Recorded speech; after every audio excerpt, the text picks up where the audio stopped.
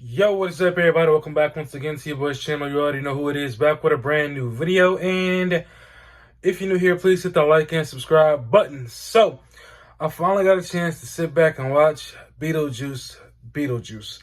And I'm gonna tell you that straight up, okay? For the most part, I did find this movie pretty interesting. Now, is it as good as the first film? No.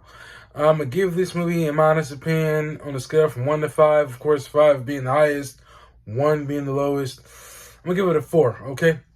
And the reason I'm giving it a 4 is mainly because the movie, for the most part, was entertaining, but I just didn't think it was nowhere near as good as the first one. First off, you have Astrid, the daughter of Lydia Dietz, and basically her and her mom are not on good terms ever since her dad passed. Her mom is now running this ghost show where she talks to couples about going into their houses and, kind of seeing ghosts and different things like that. Her mom, sorry, I can't remember what her name is, who was in the first film. She's also in this movie. She runs kind of like a museum art show full of art. Okay? And basically, they end up having to go back to their town because the husband, I believe, I can't remember actually what his name is, he dies.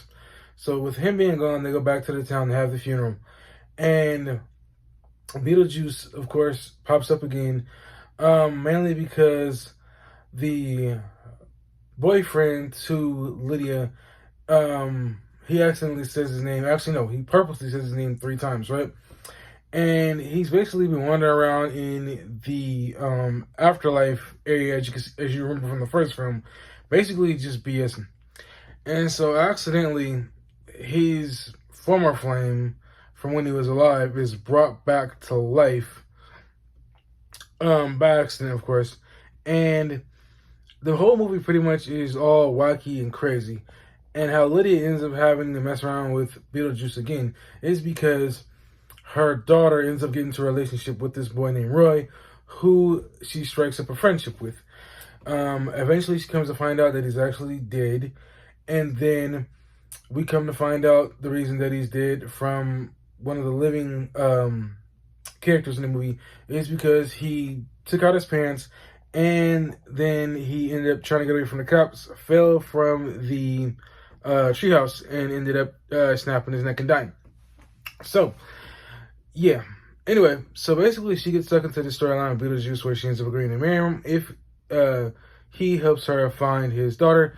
And so they end up going to the afterlife, and it's kind of cool because you get a better visual of what this whole world is like. Now, the biggest letdown I'll honestly have to say is Beetlejuice's ex-flame, Dolores. She's not really in the movie a whole lot, and when she is, all she's basically doing is playing cat and mouse, trying to find Beetlejuice throughout this whole entire movie. She has some way of sucking the dead life out of these characters, and they basically just like shrivel up like a raisin and just die and never come back. And so basically, it seems like, Bob, one of the characters who was in the first film, the small-headed dude who basically is now dressed like Beetlejuice, who Beetlejuice basically befriends, he ends up having the same thing happen to him. And I don't know if Beetlejuice ever finds out that, his friend got taken out.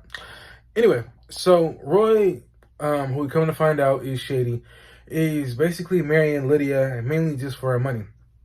Somehow Beetlejuice ends up getting behind him, hits him in the neck with some true serum, and basically gets him to spill his beans about why the only reason he's marrying her is because he wants her for money and fame. And so basically he ends up breaking off the wedding with her right there. And she ends up being forcibly married to Beetlejuice because she signed a contract to end up marrying him if he ended up helping her find his daughter, which he does. And then there's like this musical note at the end where the people who were in this church that was brought in by Roy, the fake shady husband, or boyfriend, was going to be husband, they all get sucked into their phones by Beetlejuice. Now, if you're wondering why the couple are not in this movie who were in here from the first film, Alec Baldwin and I forgot what the chick's his wife's name is, basically the Mertzes or something like that, they basically found a loophole and moved on to the afterlife, the great beyond. So they're not in this movie. The dad of Lydia, he's not in the movie either. He got into some legal trouble some years ago. I'm pretty sure if you look it up, you can see it for yourself.